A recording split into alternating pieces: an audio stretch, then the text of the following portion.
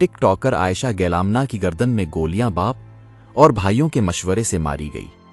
14 अगस्त की शाम टेक्सला की एक सड़क पर गाड़ी में सवार मारूफ टिक टॉकर आयशा गैलामना की गर्दन में मारी गई गोली कोई हादसा नहीं था, बल्कि उनके अपने वालिद और भाइयों के मशवरे से तयशुदा मंसूबे का अंजाम था। आयशा अपने भाई और बहन के साथ सफ़र कर रही थीं कि अचानक मोटरसाइकिल सवारों ने अंधाधुंध फायरिंग कर दी और वो मौके पर ही दम तोड़ गईं।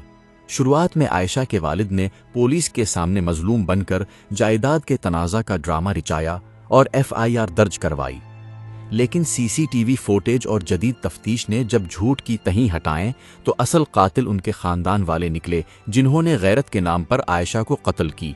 पंजाब पुलिस ने खैबर पख्तूनख्वा पुलिस से ये कहकर ताउन मांगी कि उन्हें मतलूब मलजमान खैबर पख्तूनख्वा फरार हो चुके हैं, जिसके बाद आयशा के वालिद, सगे भाई, चचा और चचाजाद भाई समेत 5 अफराद को गिरफ्तार किया गया।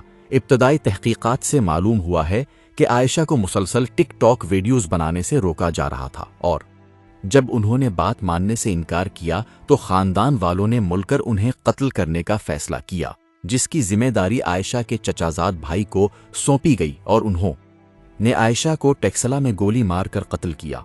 हकीकत यह है कि सोशल मीडिया बजाते खुद कोई बुराई नहीं, बल्कि इसके गलत या दुरुस्त इस्तेमाल का इन्हिसार इंसान की अपनी तरबियत पर होता है।